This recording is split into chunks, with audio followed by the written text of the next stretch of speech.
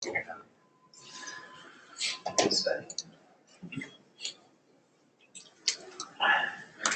welcome to today's Journal Club. Thank you for all attending and for those online. Our first talker today is Associate Professor Justin Denholm, who's talking about update on MDRTB. Thank you. Thanks, Rod, and thanks for having me along. So, what I thought...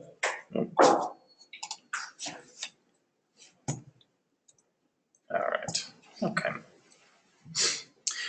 So it's a real pleasure to give this talk at the moment because while for a long time we've been saying that very little changes in TB, over the last 5 to 10 years there actually has been some considerable change, particularly in drug-resistant TB management. And so this is a nice opportunity to update a couple of new pieces of information we have to help us in this area. So for people who aren't working in TB all of the time, here in Victoria, this is a graph of our total TB notifications over the last 20 years or so. And I think without going into any more detail than that, you can see that that's a relatively static sort of incidence for TB over that period of time, maybe drifting slightly upwards, but essentially pretty stable over that period. But by contrast, if we look at the rates of multi-drug resistant TB, as we've seen here, there certainly has been a considerable increase. Last year, with the highest number of MDRTB cases that have been reported in Victoria ever. Now, the absolute numbers here are still low. That's 10 cases of MDRTB diagnosed in Victoria last year. But the impact of these cases, treatment that can last for several years, highly toxic therapy, extremely expensive medications, the impact of these treatments is of these diagnoses is extremely high. And so even small numbers make a difference when they're increasing like this. Because of these small numbers and various structural issues in the way that TB is organised in Australia, though, we haven't to this point had systematic reporting of MDRTB in the Australian national context. We know that in different parts of the country there are some differences in the way TB is managed, particularly around some cross-border cases that we'll talk about. We were very keen to try to get a baseline around what the treatment practices and outcomes are for MDR-TB. And so the National TB Advisory Committee of the last couple of years has been coordinating some increasing harmonisation around this that I'm going to present briefly as a backdrop to what we're talking about. Now, the period of time that I'm going to go through covers 1998 to 2012. 2012 might seem like a long time ago, but it's been a deliberately chosen period of time because MDR-TB treatment takes 2 years, mostly, and it's standard to have a 2-year follow-up to look for risk of relapse in TB studies. So for this study we did last year, we took everyone who'd been enrolled on MDR-TB therapy until the end of 2012, then allowed 2 years for them to complete treatment, and then a further 2 years for follow-up. So that's why there's that relatively long lag before this data comes out. This just gives you a very simple look at where these TB cases are coming from. You can see that the largest number of TB cases in this series comes from Queensland. This is largely because of cross-border TB cases that have been highly publicised over the last few years, particularly around Papua New Guinea and the Torres Strait Islands. About a quarter of TB cases, MDR-TB cases coming from Victoria and New South Wales. There are a couple of extensively drug-resistant TB cases in here. MDR-TB defined as TB cases which are resistant to both the key drugs isoniazid and rifampicin. And XDR-TB then also has resistance to fluoroquinolone and to one of the injectable medications, which in Australia is most commonly amikacin. We're fortunate that we've got quite low rates of HIV co-infection in Australian TB overall, and that's reflected here in this 7 HIV MDR-TB cases over this period of time. The majority of these are pulmonary cases, and again, as is typical for TB overall in Australia, the considerable majority were born overseas. Now, seeing that the largest proportion of overseas-born cases for TB generally come from India and Vietnam, and then so India and Vietnam overall. Here, Papua New Guinea is disproportionately represented because of the inclusion of the cross-border TB cases in the far north. Now, one of the things that's worth commenting on is that people are often appropriately concerned about the risk of individual people who have treatment for drug-sensitive disease, do not do well, and then amplify resistance, and so develop MDRTB while on treatment or after relapse from treatment. What we've found more and more over the last few years is that that scenario is quite uncommon. And what is much more common is that people acquire MDRTB de novo. And so in situations around the world where it's reported that someone has had a previous course of therapy and then is later found to have MDRTB, what's most commonly happening there is that people have unrecognized MDRTB the first time they present. They're given an unsuccessful course of empiric therapy and then a later relapse with drug-resistant TB. Three-quarters of our cases in this cohort had never had TB diagnosed before, so clearly they have acquired MDR-TB directly, and only a very small proportion of people had had some previous treatment in Australia before their MDR was diagnosed. Now, in terms of the treatment regimes, we'll talk a little bit more about that as we go, but just to give you a general look at this, most people do not start directly on therapy for MDR-TB. They start on first-line drugs, which I've just abbreviated here.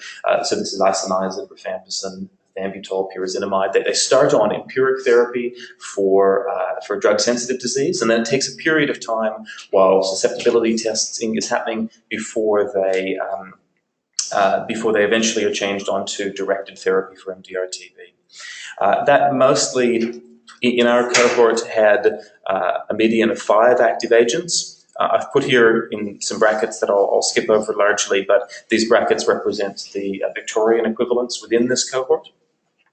Almost all of them including a fluoroquinolone, which is most commonly moxifloxacin. And again, most of them including an injectable. You'll see that our use of injectables here in Victoria is a little bit higher than the cohort overall. That's largely skewed by the fact that some of the cases included in this cohort were being managed cross-border between Australia and Papua New Guinea, and a large group of them were deliberately not given an injectable, which is considered best practice, but they weren't because of the significant logistic problems of managing MDR-TB cases who were traveling back and forth across an international border. So they frequently had the best oral therapy that they could put together. We'll talk a little bit about bedaquiline at the end of this talk, but during this period of time, some of the new medications or repurposed medications like linezolid that we're familiar with from other contexts weren't in use, so they're not included in this. Okay. Now, overall treatment success, and here I'm going to focus on this number of 80%, is what we reported here. Now, success has a very tight WHO definition, so cases who are transferred out do not meet the definition of success, but really the important numbers here, and they make up the gap between the success and this group of failure or death. Now in our cohort, we had a single person who died, apparently with MDR-TB rather than of MDR-TB. So this was someone who had another diagnosis of myelodysplastic syndrome, which was present considerably before the diagnosis was established well on MDR-TB therapy, but then passed away about 12 months later. Okay. And if we bring all of those things together, we were very interested in the regimes or the particular clinical characteristics that may be associated with failure. But in this cohort, the dominant factor in that analysis really suggests that it's the Papua New Guinea-born cases who had all of the logistic difficulties I mentioned before that was the only, the dominant factor in risk of treatment failure and death. So, Overall, although there's a lot of things that can sound negative in that context, this is really something that's viewed as quite a strong set of positive treatment outcomes in the Australian cohort overall. So in the global context, people often talk about an expected treatment success rate programmatically of around about 48% for MDRTB. Now that's a bit of a historical number now, but certainly the programmatically reported success rates for MDRTB have been very low for a long time, and we would expect to see considerably better outcomes in an Australian setting. What we'll hope, though, and where we'll move to next, is what the new approaches to TB treatment and some of the new drugs available hopefully move us a lot further forward from this baseline, which is still, even if the rest of the world thinks this is okay from a programmatic point of view, I think an 80% success rate is still something far below what we want to see in an Australian context. Okay. So let's drill down on just one case very quickly to set the context for how these things have changed over time. This is someone that we saw some years ago during this treatment cohort.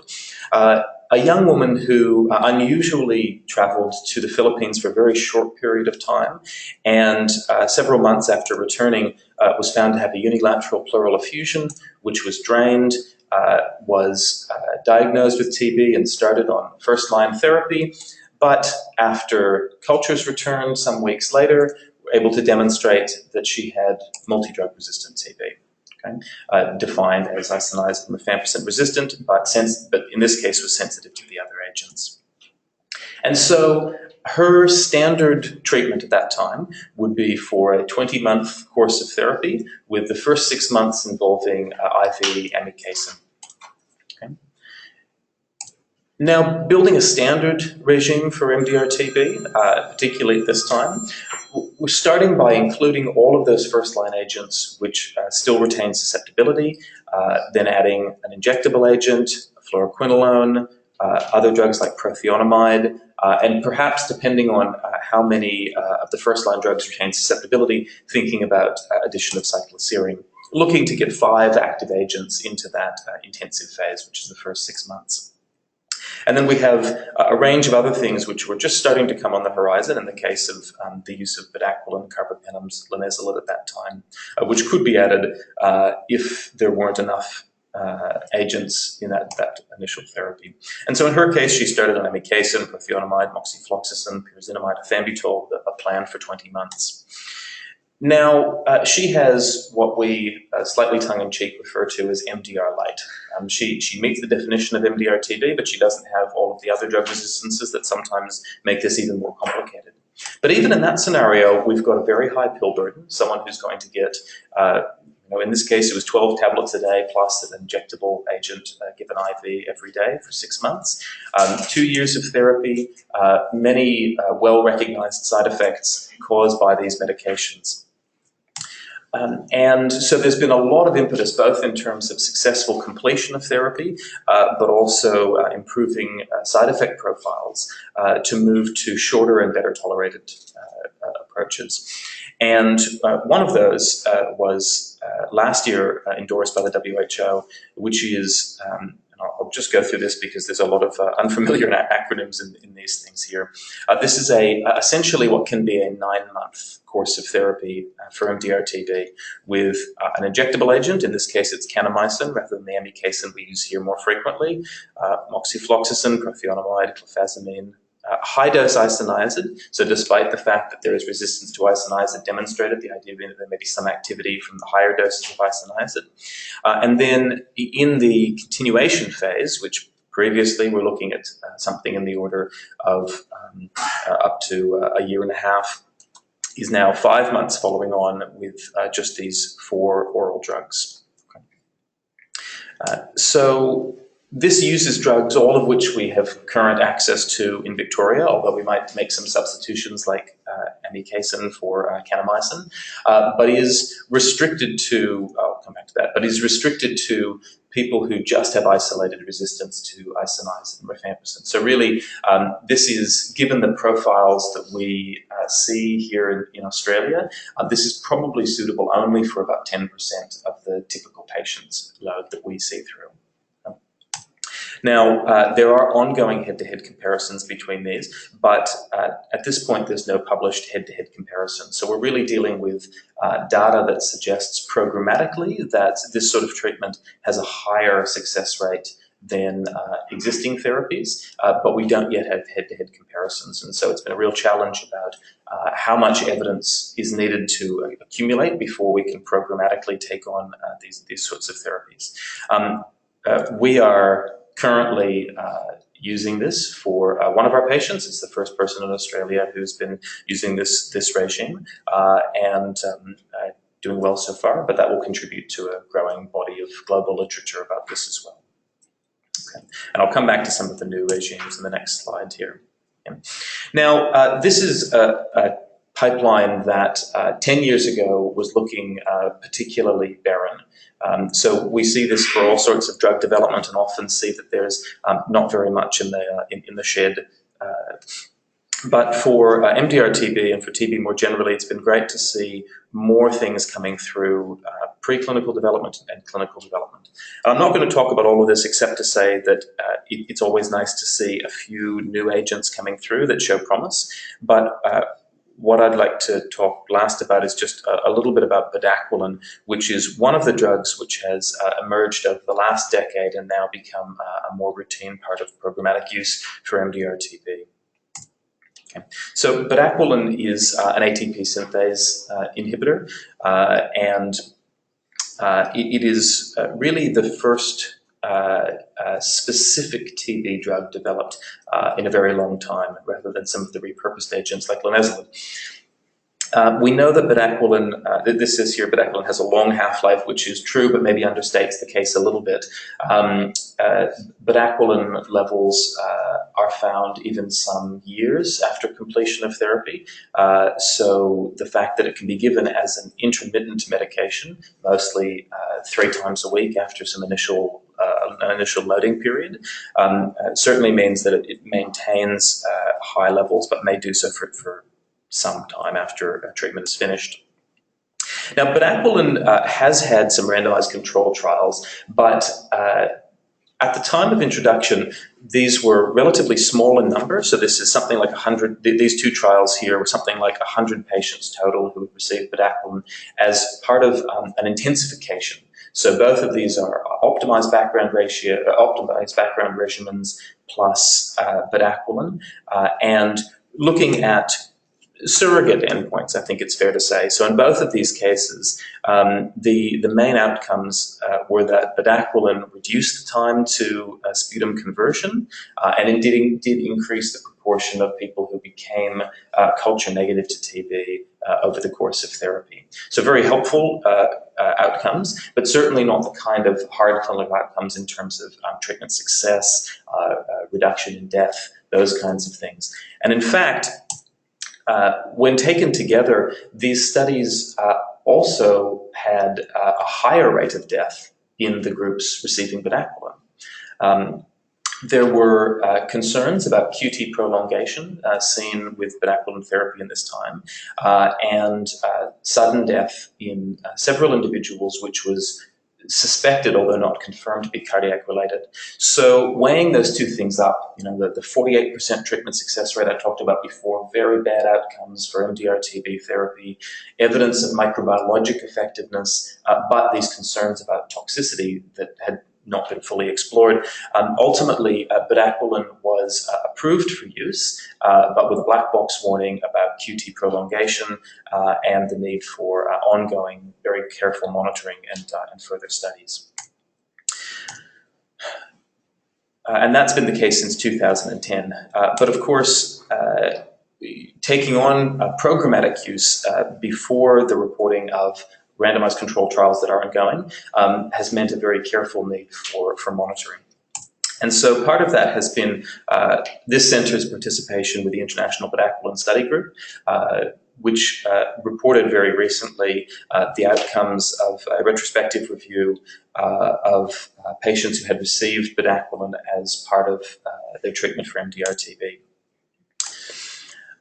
The cohort that's just now been reported in the European Respiratory Journal, if people want to have a more detailed look at it, it includes a much higher proportion of HIV-positive patients because we have study sites in South Africa and in Eastern Europe where HIV prevalence in TB is much higher than it is here. Most of these patients, differently from the Australian cohort, most of them have had prior TB treatment. Quite a lot have had prior MDRTB treatment. They have very severe forms of TB. Almost half of them have XDR-TB. So this is a group that you would expect to do much worse on all of these counts than the cohort that I told you about earlier from Australia. I won't go into great detail here except to say that this is a heavily pre-treated group. These are rates of resistance rather than sensitivity, so very high rates of resistance to many of the agents that I've mentioned before. And so when it came to construct an optimized background regimen, these people often are also getting linezolid and other second-line injectables, carbapenems, which have questionable activity against TB, but certainly some evidence of activity and so are often added in, as well as other experimental and emergent medications that I won't mention here further. Okay. In terms of raw outcomes, in this group, over 80% had smear conversion and 56% culture conversion after the first 2 months. Okay. And if we look at this overall number of 71% of treatment success, that probably, I think, sits pretty well for us in terms of getting an outcome which is considerably better than is being reported by programmatic treatment overall, particularly for this group that had a lot of risk factors for poor treatment outcomes. Just to remind you that the comparable figure for our cohort here was 80% historically. Okay. So I think some encouraging signs there, although still a lot of work to be done. Now, of course, the other side to whether these drugs can be used effectively is the side effect profile that we talked about, and especially this issue of QT prolongation. Now, QT prolongation is something that we've all been looking for very closely in these patients, and so seeing here that 10% of patients did have that is potentially a concerning flag. Having said that, a couple of reassuring pieces of information for us. That the first is that while it was observed in nearly 10% of patients, the absolute magnitude of QT prolongation was quite small and didn't seem to progressively worsen over the course of therapy.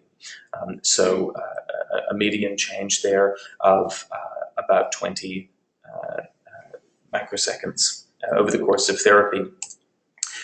In terms of hard out points associated with that, while there was some permanent discontinuation due to a range of side effects, and as you'd expect in a very sick treatment cohort of MDR and XDR-TB, there were a number of deaths.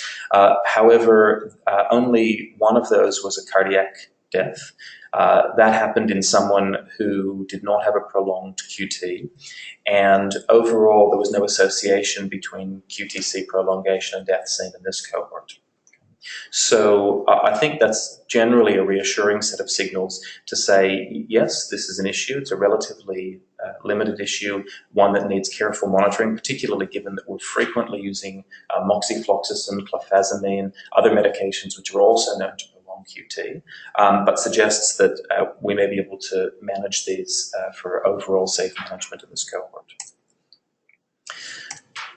So let me just finish with one set of comments here about some of the things that we really still need in MDR-TB treatment. We have historically had relatively minimal data on quite a lot of the regimes that are used in MDR-TB. And so some of what we're looking for is a much higher standard of evidence around introducing new medications, things that we expect for other anti-infectives and other treatments, but haven't historically had for the agents that we've used. We do have a number of randomized control trials ongoing in MDRTB, including some very interesting Bayesian adaptive trials, which include the use of bedaquiline in all oral regimens, which include further treatment courses that are shorter and shorter. So there is a 6-month trial of MDRTB therapy ongoing at the moment. And I think all of those are going to provide us with useful progressive advances in better and safer and shorter management of MDRTB.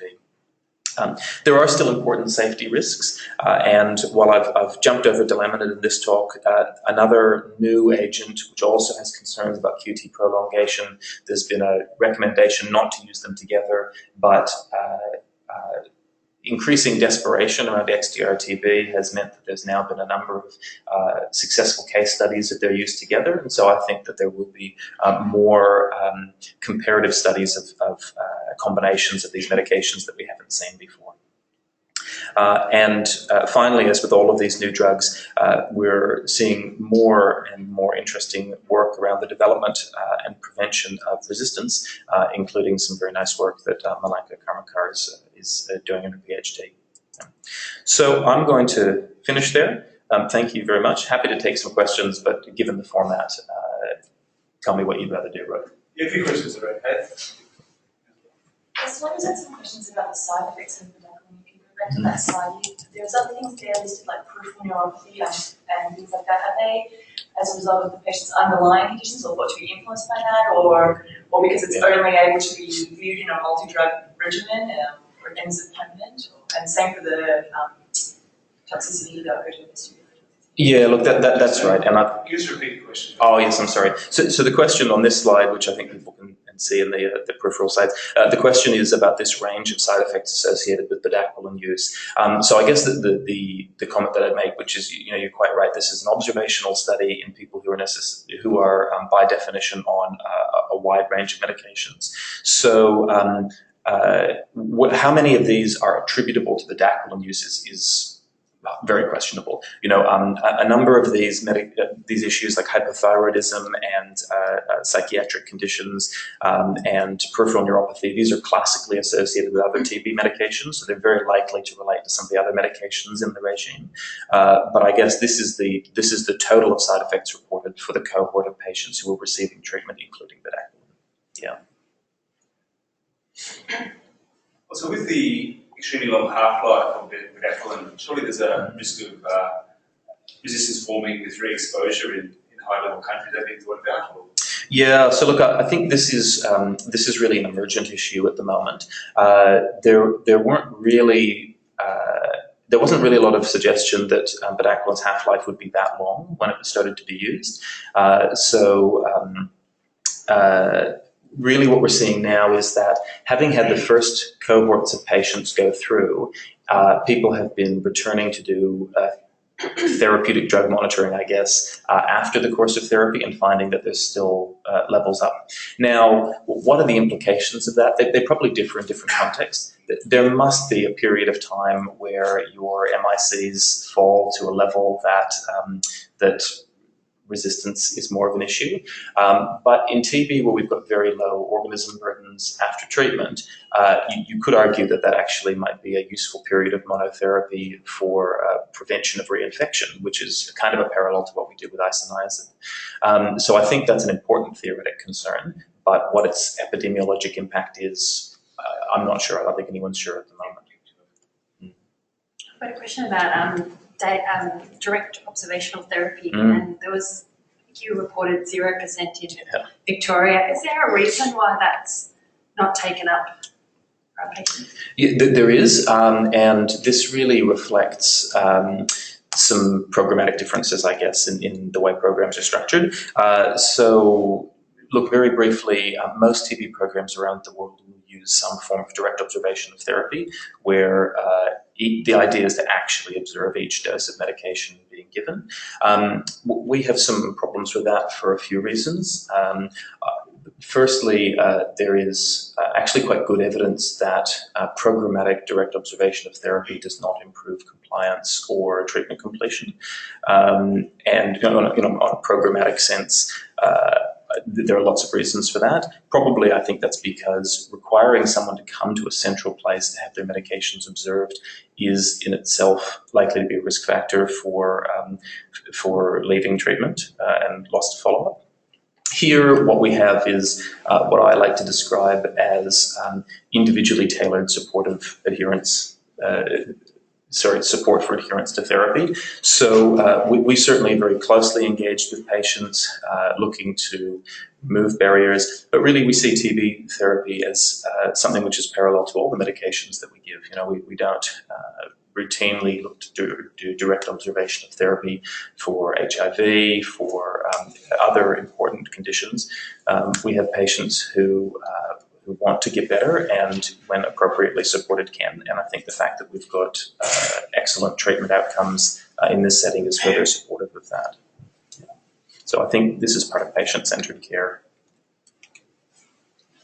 So given that TB affects public health and is a threat to other people who don't have it, if patients refuse to take the therapy and comply with therapy, what actually happens? Yeah.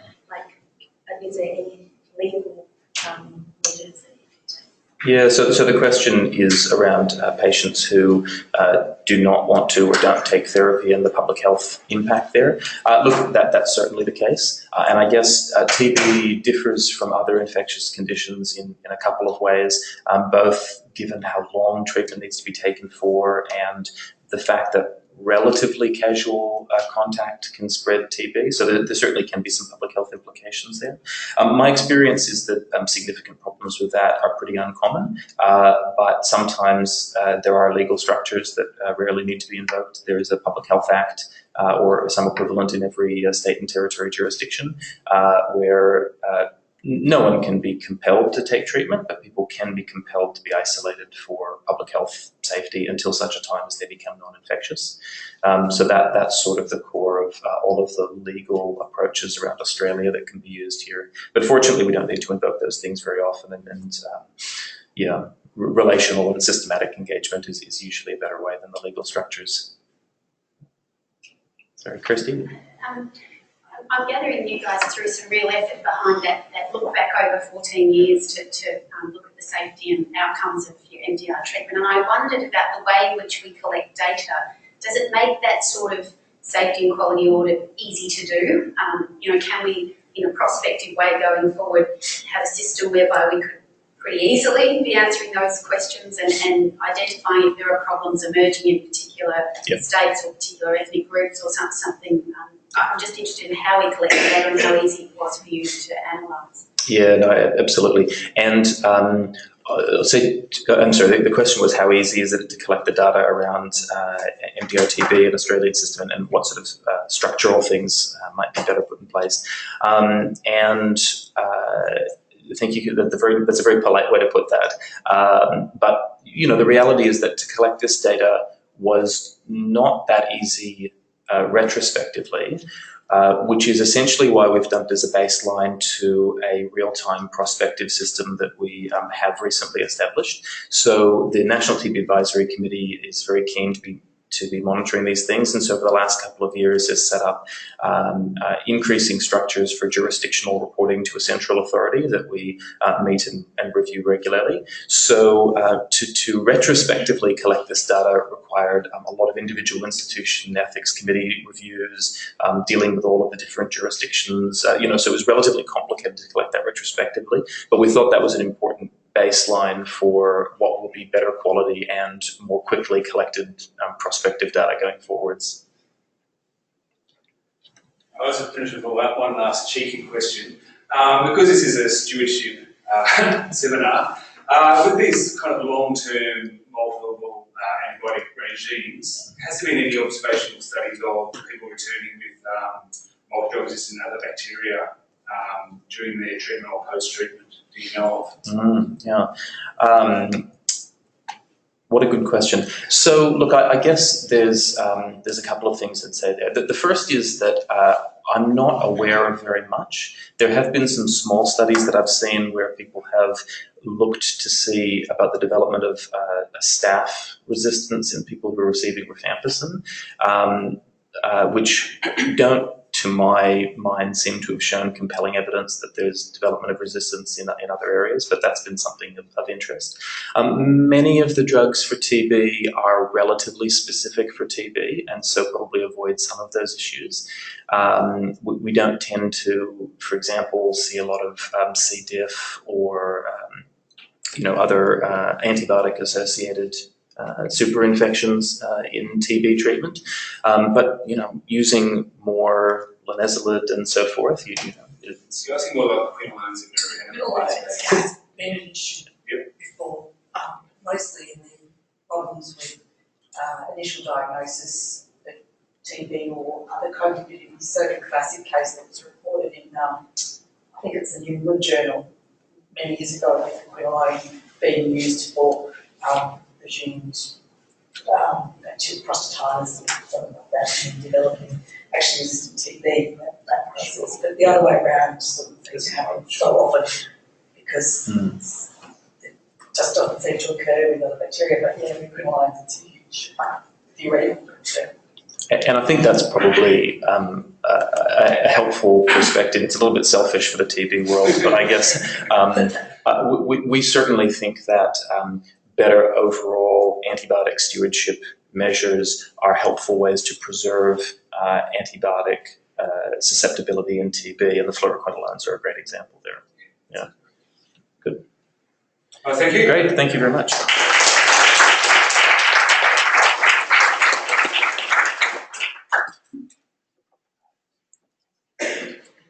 Okay, our next speaker is Karen Urbancic, who's a PhD student with the National Centre, and she is talking about antifungal stewardship.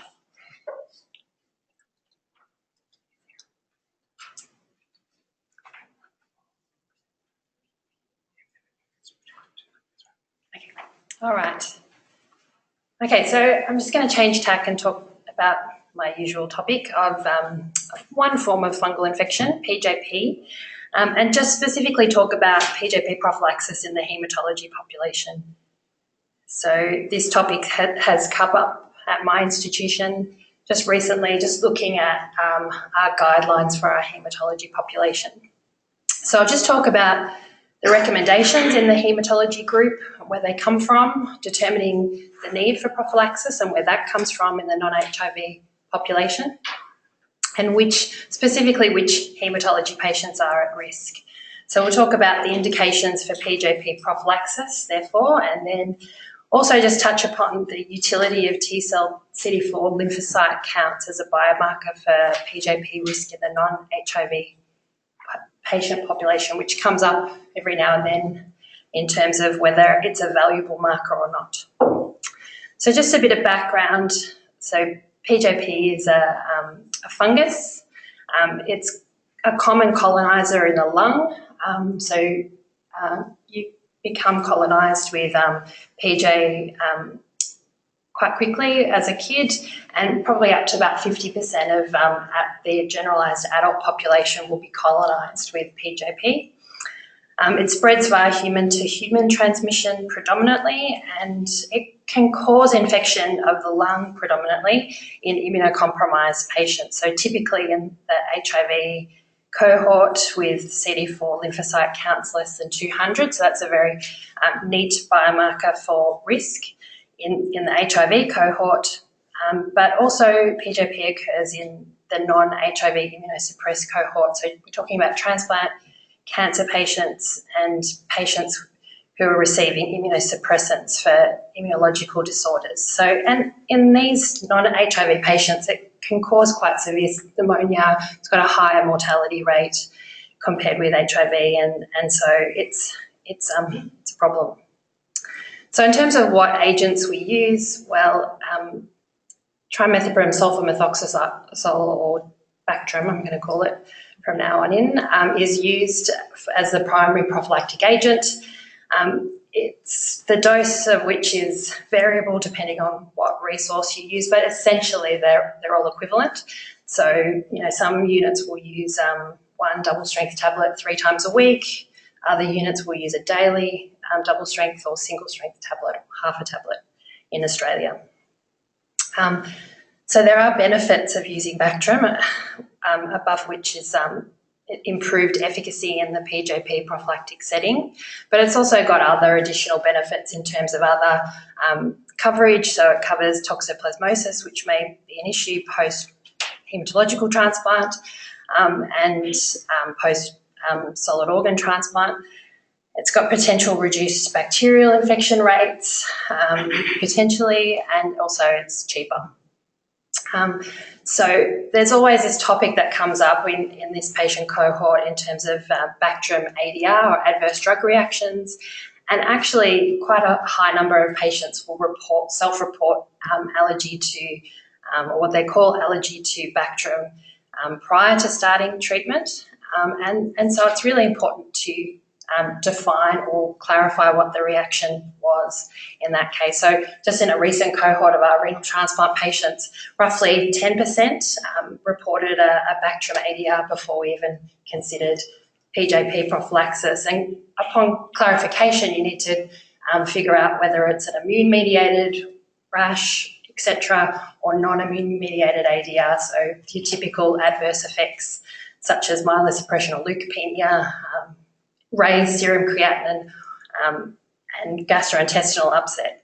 You also need to clarify what, particularly if they report a sulfur ADR, what the sulfur was, because really the cross-reactivity is non-existent between sulfur antibiotics versus sulfur non-antibiotics. So often patients will have had a reaction to something like furosemide or thiazide diuretics, and there's virtually no cross-reactivity with the antibiotic variety. So we really need to consider rechallenge and desensitisation in these patients.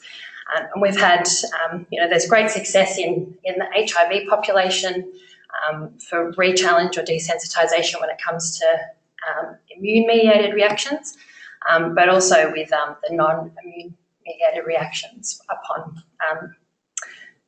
recovery from the ADR. And we've had some good success, at least in the renal transplant cohort. There's sort of not so much evidence in the non-HIV population, but as I said, we've had some good experience with rechallenge in our renal transplant cohort.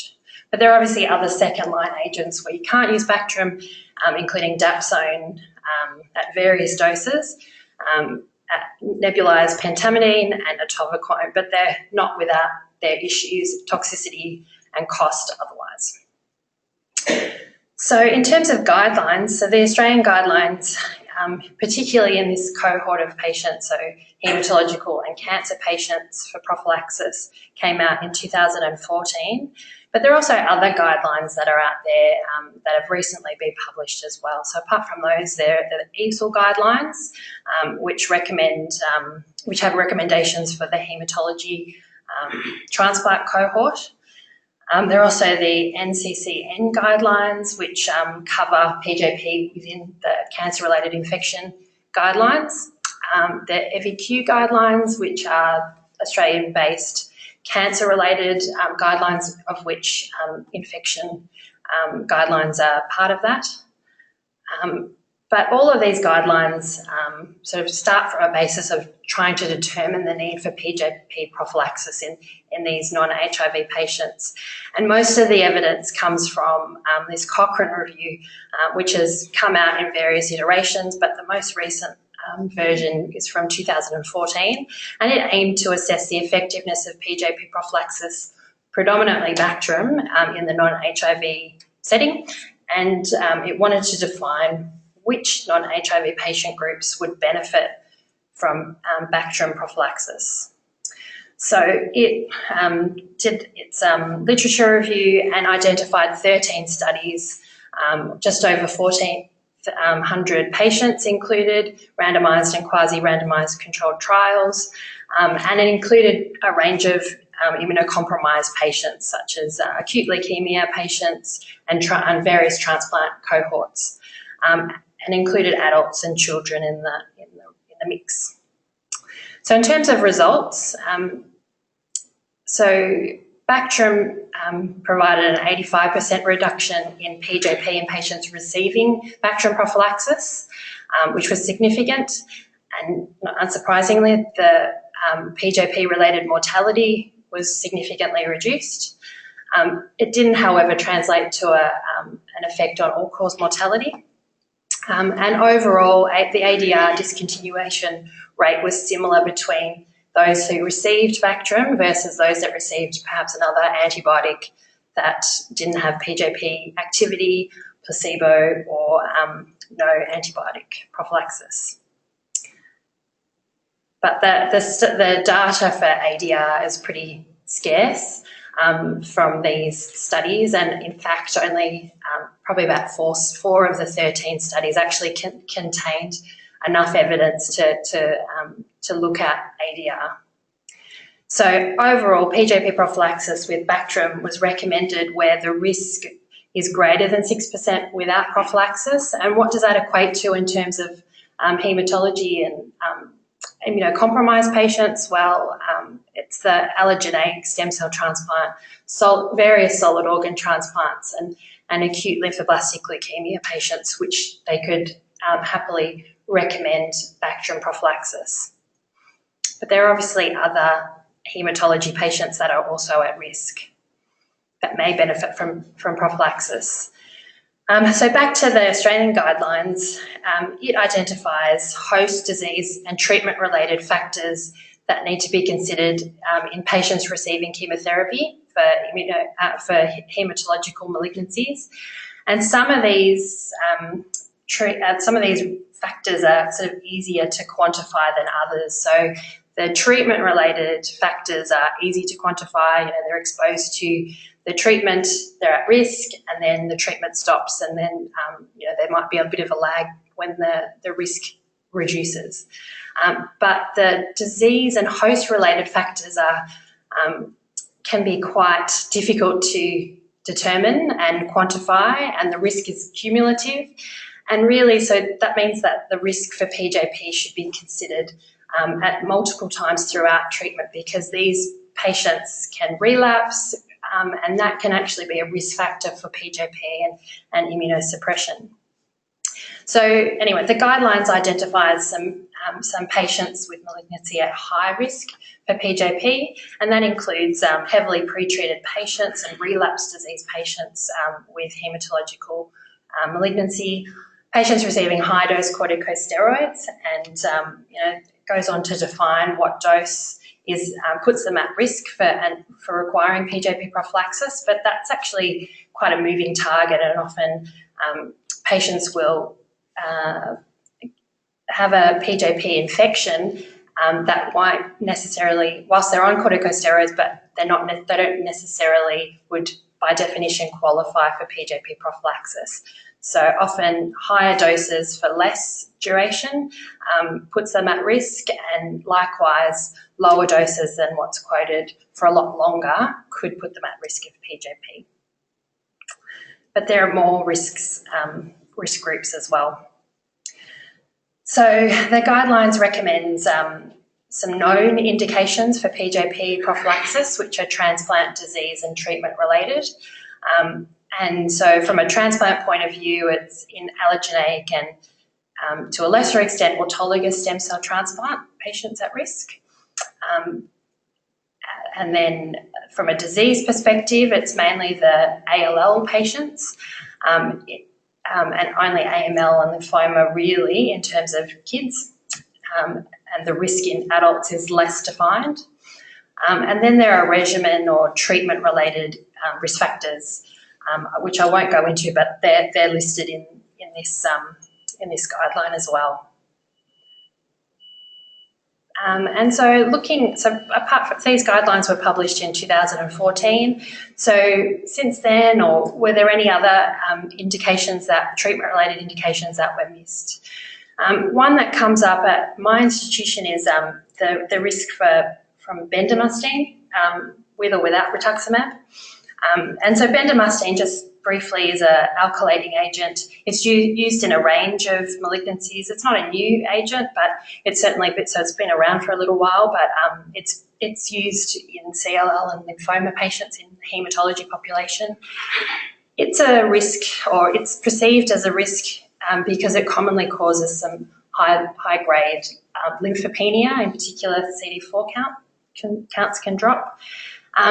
However, in the primary studies, there was actually a low incidence of PJP infection reported. So in one analysis, 1% incidence from a lot of these earlier studies, and that's in the setting of no PJP prophylaxis. But since then, there have been some case reports and case series subsequently, and probably there are specific groups of haematology patients who receive bendamustine rituximab who are at more risk. So your CLL population and your CD4, where your CD4 counts are less than 200. So what about idelalisib? So idelalisib is a P13 kinase inhibitor. It's a new agent that's used in CLL and lymphoma, different types of lymphoma. It's used often in combination with either rituximab and or bendamustine.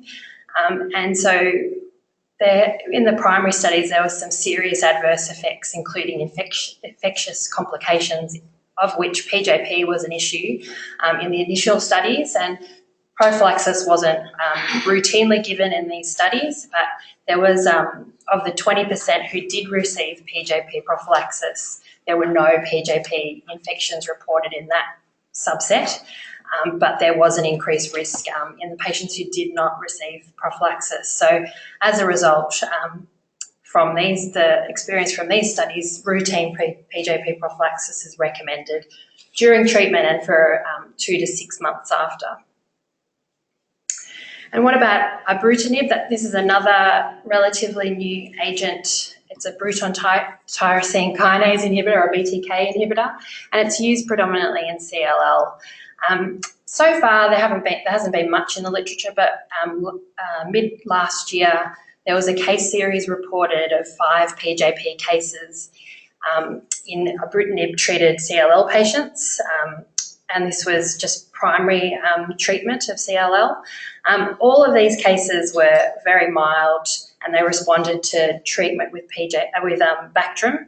And interestingly, there were no recurrences, and there were no recurrences in 3 of the patients who didn't then go on to receive secondary prophylaxis. And there's probably multiple risk factors involved in the CLL type patients. So PJP prophylaxis at this stage is not routinely recommended in the absence of other risk factors. So just moving on to in terms of the timing of PJP prophylaxis and when's the optimal time to start and when the optimal time is to stop PJP prophylaxis. There's actually not a lot of data out there.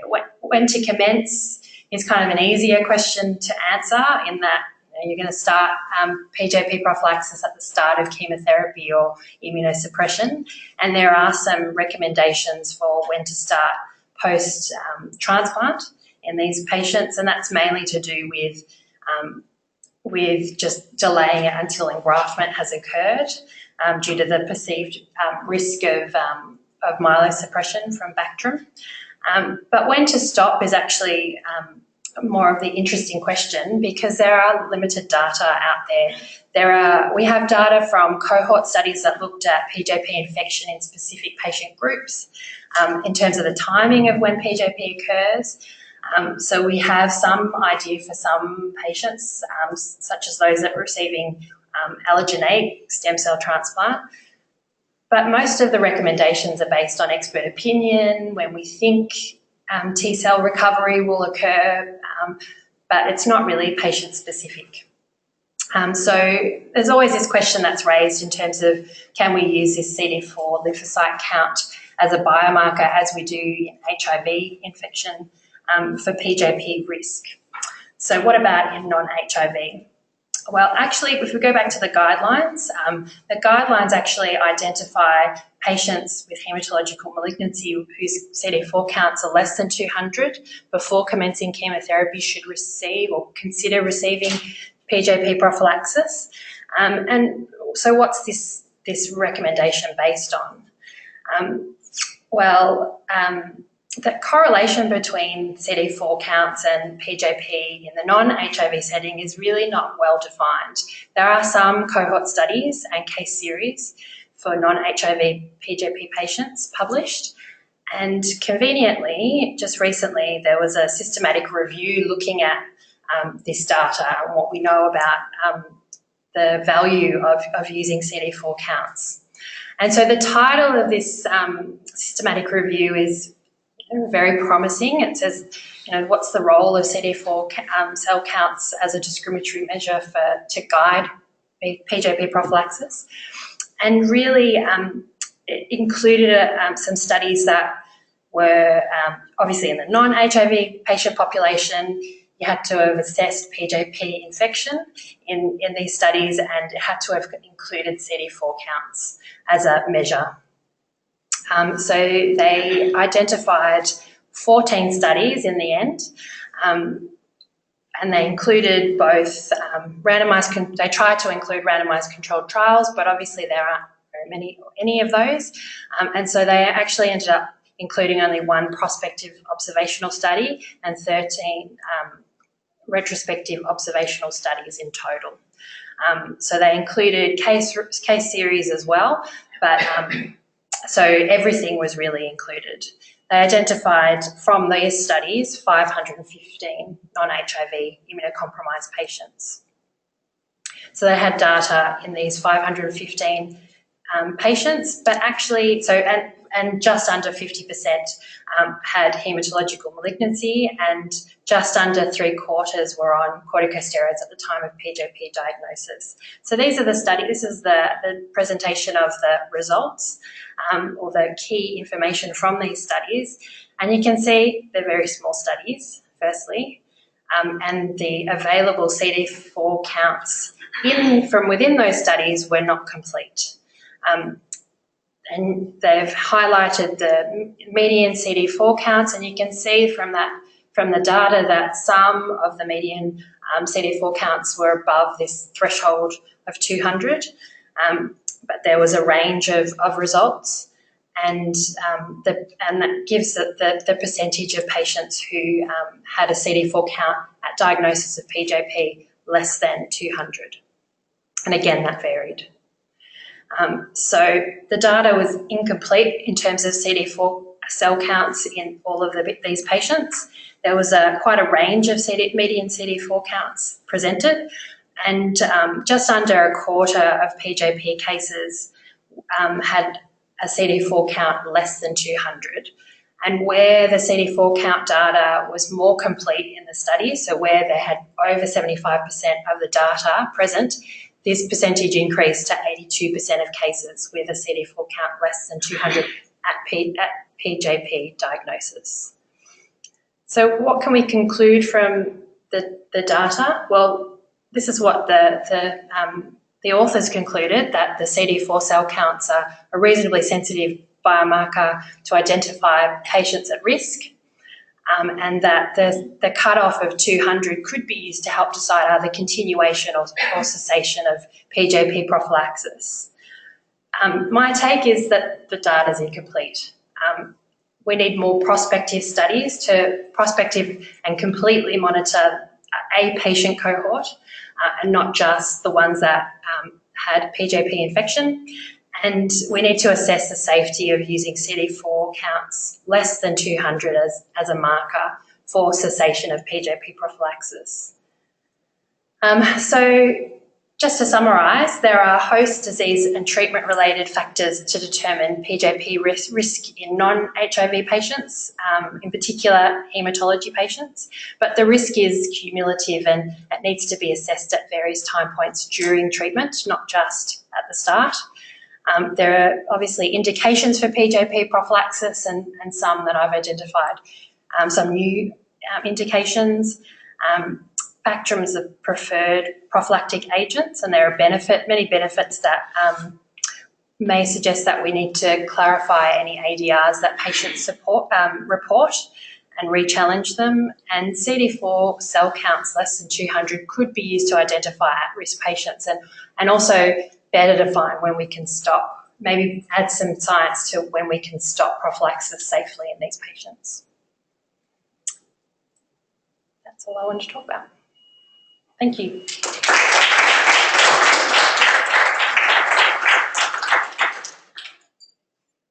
Are there any questions? Yes, Courtney. With the use of bacterium in those studies, were they pretty consistent with the regimen or pretty varied, or they didn't say? So from the Cochrane review? Yeah. Yeah, so from the Cochrane review, there was a variety of doses used.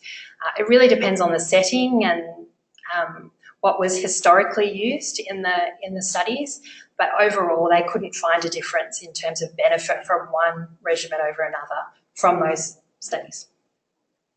Yes. For more of a comment than a question, yes. I had the unusual task with the previous version of therapeutic guidelines of having to do the new chapter on prophylaxis in most patients. PCP was just one bit of that, and I had to do not just haematology in PCP, but transplant patients and medical patients getting steroids and antibodies. So it's, I think you've done a great job. It's a minor. Haematology literature that have some sympathy with me. Yes. Yeah, that's right. That's why I picked the topic in haematology. Yeah. But I think the issue, and it's very analogous to the situation we face with in the TB clinic, and should we be doing latent TB prophylaxis, particularly with, but not exclusively, the monoclonal antibodies. So have you got any comments about those? About monoclonal antibodies? Well, specifically rituximab, that's something that comes up. There are some data in terms of the monoclonal antibodies that are used, like TNF alpha inhibitors, and there are some risk groups within that population. They're a very diverse, heterogeneous population as well, given that they're also often on other immunosuppression, including steroids. So that group is difficult, and that's why the risk in terms of host and treatment is cumulative, and it's very hard to quantify that risk in the different patient groups. I think we need some sort of decision support. Yes. You just have to, because there's so many things that you have to consider. So the monoclonal antibodies, almost always they've got, as you absolutely correctly say, other treatments and disease-related factors, and it applies to TB treatment as well. So trying to just come to grips with and the clinicians. The patient age and that sort of thing. That's right. And there is one other thing which hasn't been thrown into the mix, which is this evidence of transmission of PCP, and that was described in transplant renal units in the east coast of Australia a few years ago. So factoring that in also. Exactly, where they come to clinic and they're in the same room, coughing away, one patient coughing away, and there are studies in the literature showing that. Proving cross-transmission in that setting. So yeah, there's no scoring system that I've come up with or I've seen, but it's very complex, and it's analogous with in the haematology population with relapsed or refractory disease. They've often had multiple therapies which cumulatively will affect their T cell suppression or immunity. And factoring that in, it's on a continuum. It's almost impossible. That's why often it's too hard and relapse patients just get prophylaxis. But the question is when they get ADR a problem, that's when the re-evaluation needs to occur. All right. Okay, thank you.